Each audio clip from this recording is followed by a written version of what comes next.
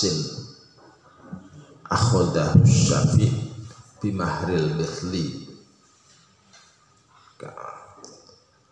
Ketika seseorang menikahi perempuan, terus menikahi perempuan dengan maharnya itu berupa bagian atas suatu kepemilikan, itu namanya sakes. Jadi bagian atas suatu kepemilikan. Jadi misalkan ada barang yang dimiliki bersama oleh dua orang,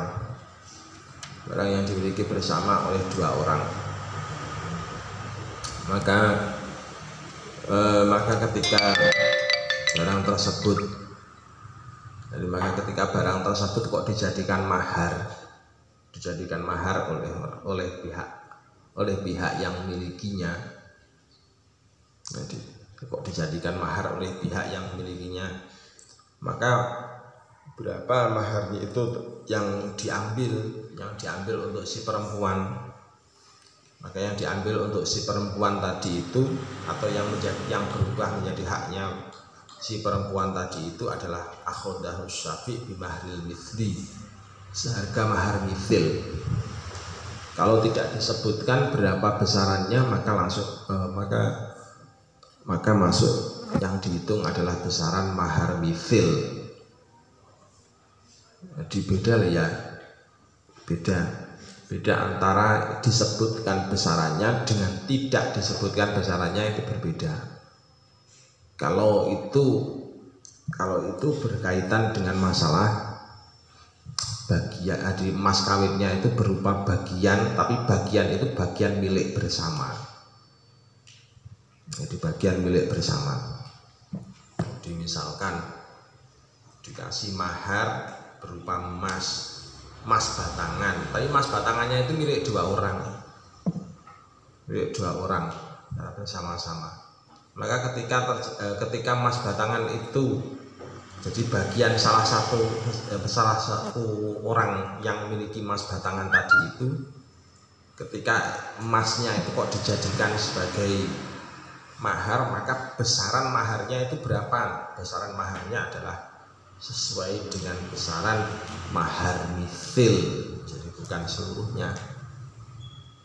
Jadi kecuali kalau dimutlakan seluruhnya, jadi sesuai dengan besaran mahar mithil. Akhodahu syafi' bimahril mithli. Jadi makanun bainah laini nakaha wahidun minhuma imro'atan wa soddaqoha nasibahu min dzalikal makan wa huwa mimma yathbutu fihi syuf'ah farisarikihi ayyakhudha dzalikal mahbur bisyuf'ah. Jadi kalau misalkan ada emas kok dijadikan sebagai mahar misil, kok dijadikan sebagai mahar gitu aja, kok dijadikan sebagai mahar, maka pihak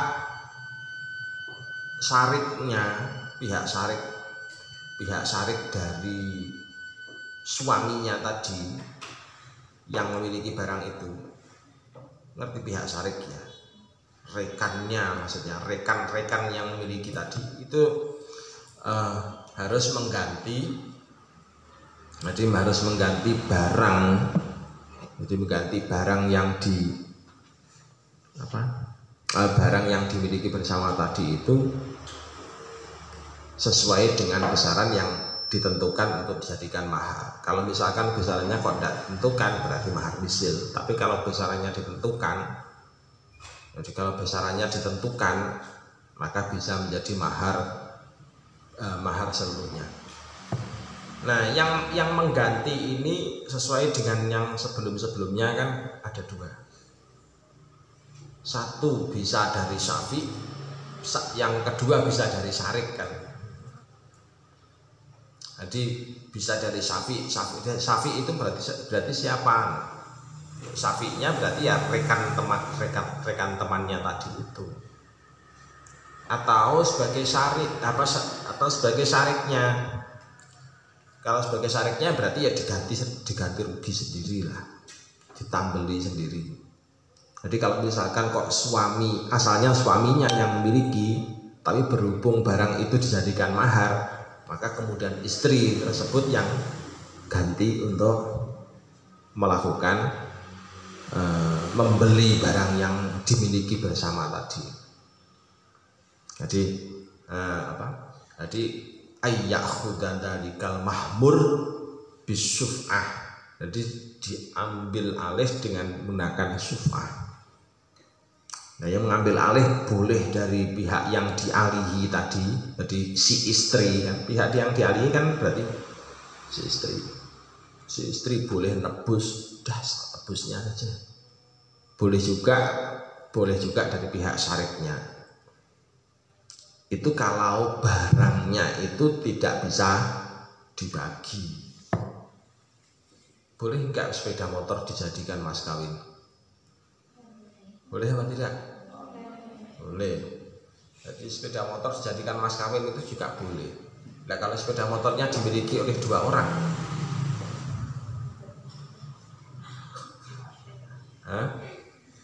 kalau sepeda motornya dimiliki oleh 2 orang, bagaimana?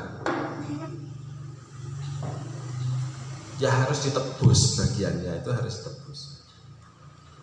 Jadi bagian si istri tadi harus ditebus. Ditebusnya itu dengan jalan ditebus baik si suami itu yang nebus atau temannya suami yang nebus. Jadi temannya suami tadi yang nebus. Kalau tidak ditebus berarti si istri juga ikut memiliki terhadap sepeda. Berapa besarannya? Kalau tidak ditentukan maka besarannya sesuai dengan besaran mahar misil. Mahar misil sekarang berapa kalau dibayar? Mahar misil sekarang berapa dibayar? Coba kamu kalau misalkan dinikahi seseorang, kamu mau minta mahar berapa coba?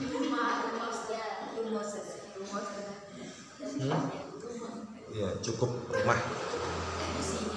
cukup seadanya saja, seadanya rumah dan isinya. cukup seadanya saja coba, seadanya rumah dan isinya.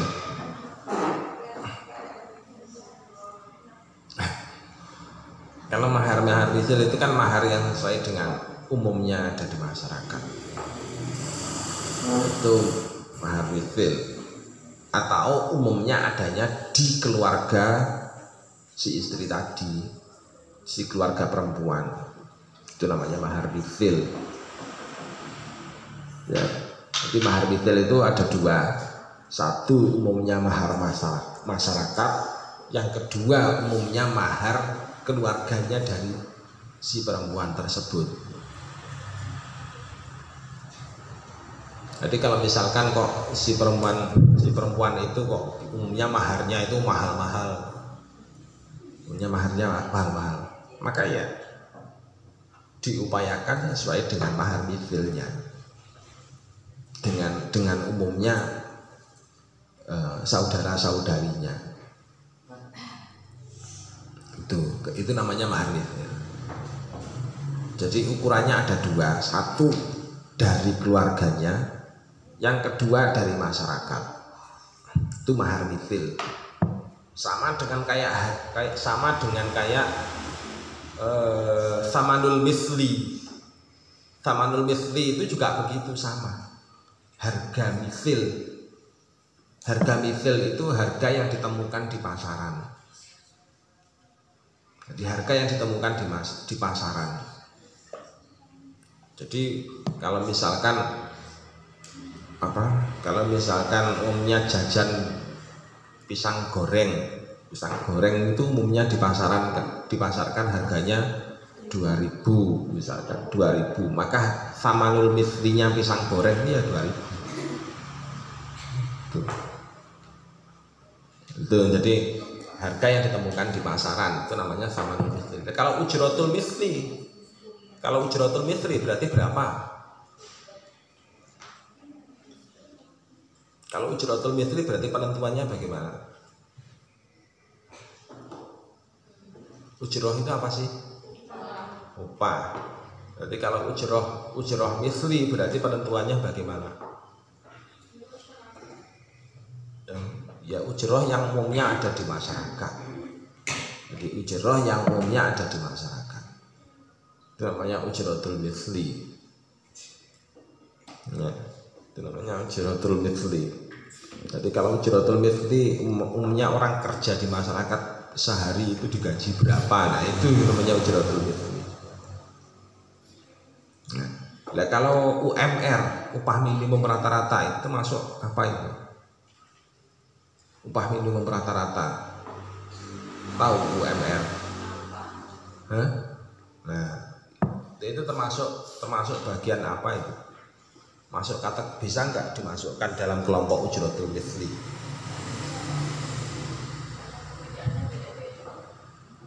Beda apanya?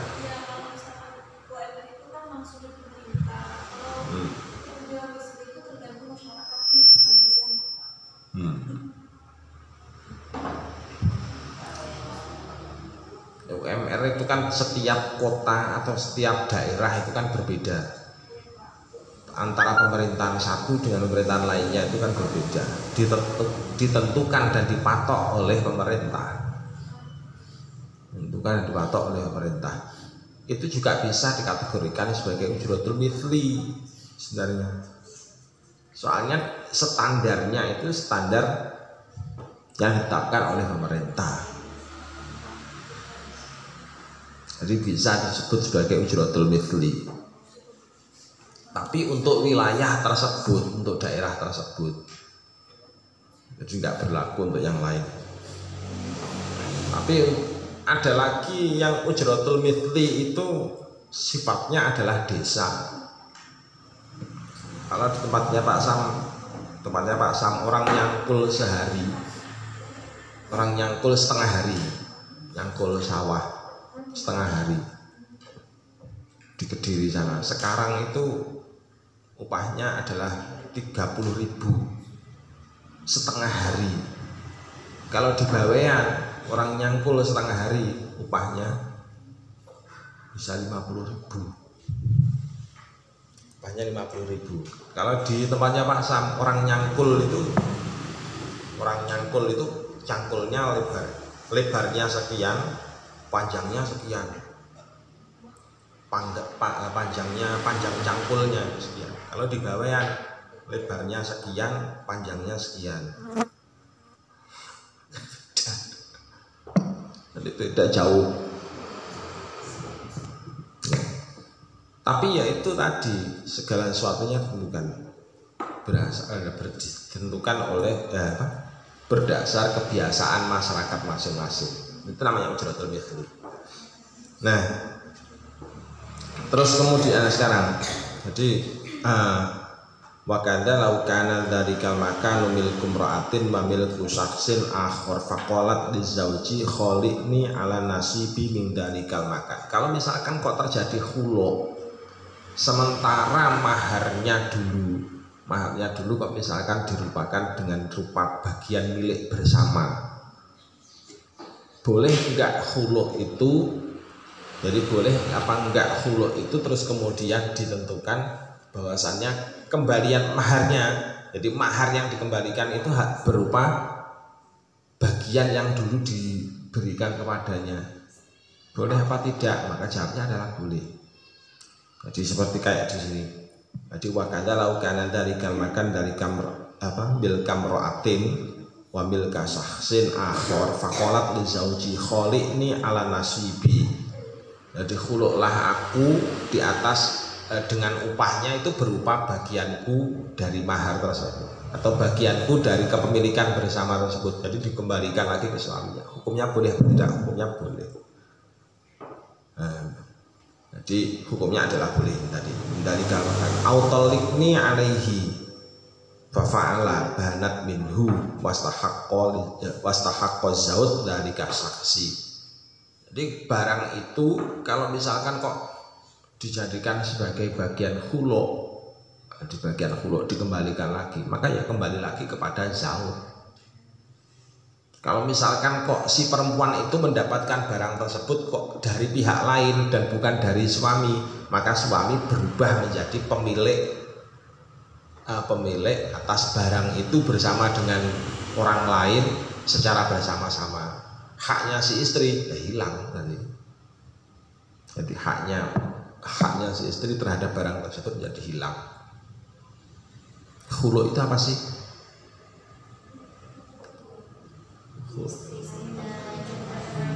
Permintaan cerai atas seorang istri terhadap suami. Tapi dengan apa? Dengan talak tebus. Jadi dengan tebusan itu khulu. Jadi permintaan cerai seorang istri terhadap suami tapi dengan tebusan. Dan tebusannya bisa berupa apa ya? Bisa berupa bagian yang tadi. Bagian. Ada tawar menawar. Kalau dalam khulu itu ada tawar menawar. Ceraikan aku, kamu minta ditebus berapa? Ada tawar menawarnya. Nah kalau misalkan kok nggak ada tawar penawarnya, terus dikembalikannya berupa berapa ya? Ya berupa sesuai dengan umumnya mahar mithil. Jadi kembali lagi ke mahar mithil.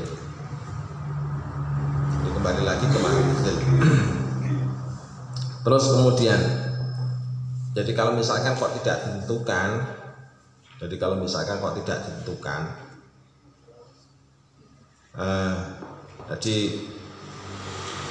itu kok asal muasalnya, jadi mahar itu tadi atau barang itu tadi kok asal muasalnya dari mahar dan tidak ditentukan besarannya sehingga kemudian harus diterima oleh seorang perempuan berupa mahar itu, maka ketika terjadi khulu,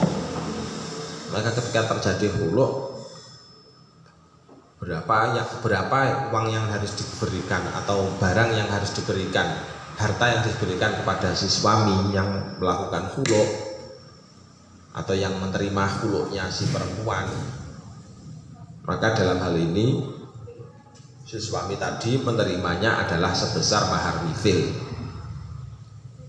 Jadi menerima sebesar mahar mithil.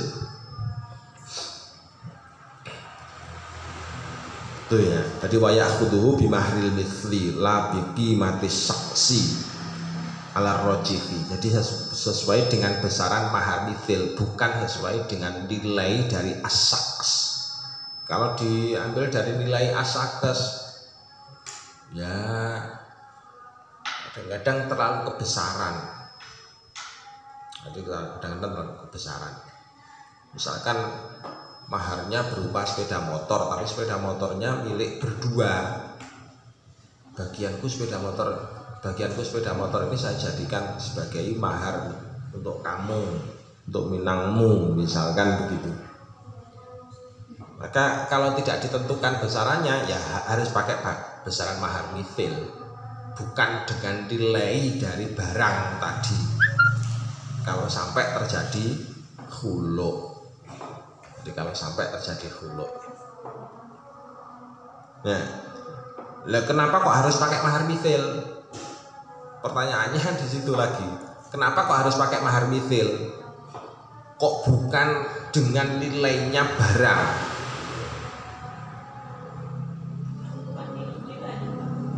Hah? Enggak dengar. Bukan milik pribadi. Bukan masalah itu. Bukan masalah antara milik pribadi atau tidak pribadi.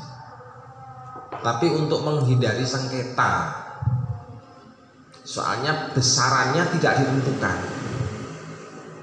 Kalau besarannya tidak ditentukan, terus sementara kemudian orangnya sudah cerai, lah barangnya ternyata masih ada di pihak, misalkan pihak saudara suaminya, kan mau ngambil bagiannya kan nggak berani. Gimana mau ngambil bagian yang sudah cerai?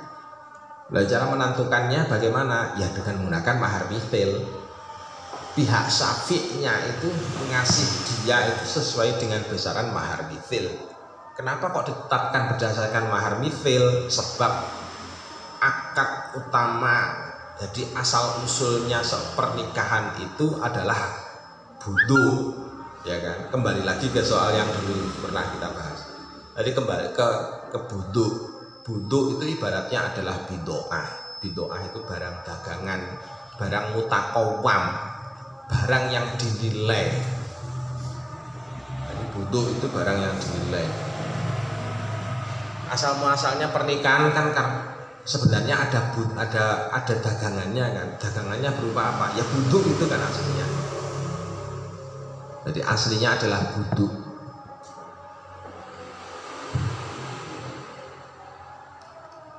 Menikahi seorang, yang dinikahi cantik sekali. Dengan yang dinikahi satunya apa? Ya dengan yang dinikahi yang satunya biasa-biasa saja. Maharnya kira-kira lebih mahal yang mana? Yang cantik.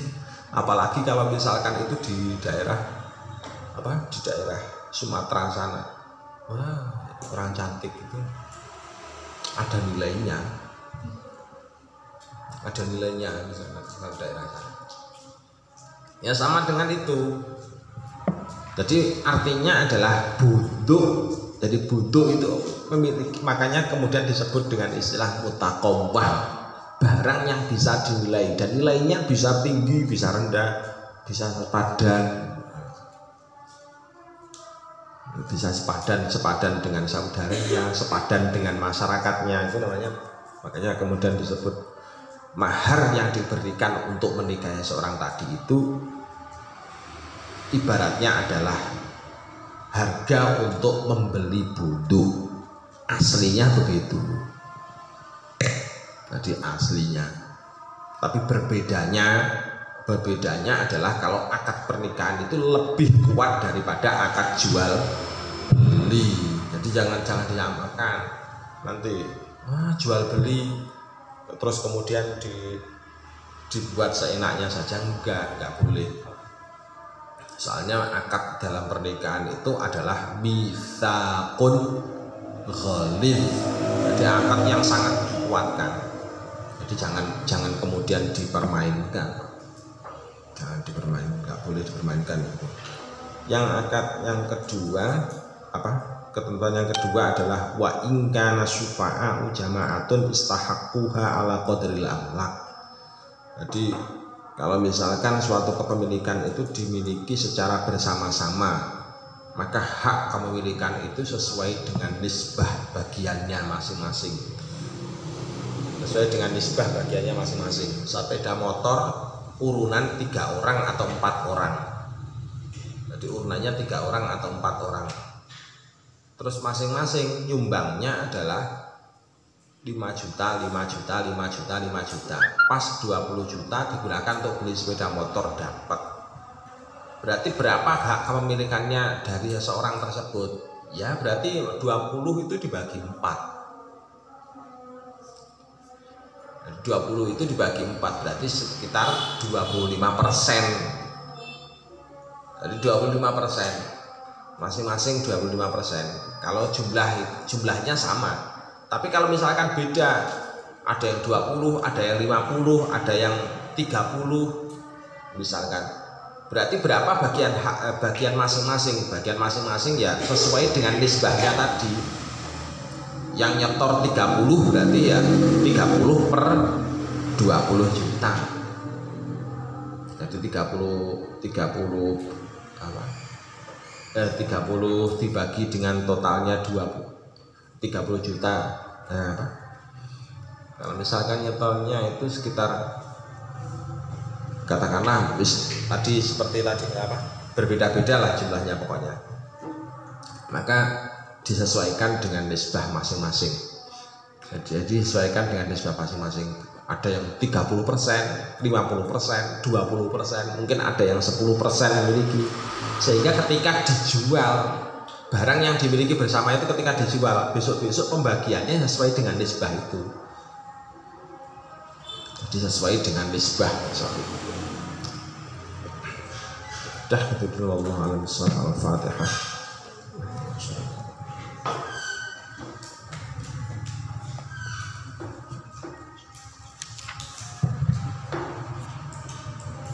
Assalamualaikum warahmatullahi wabarakatuh.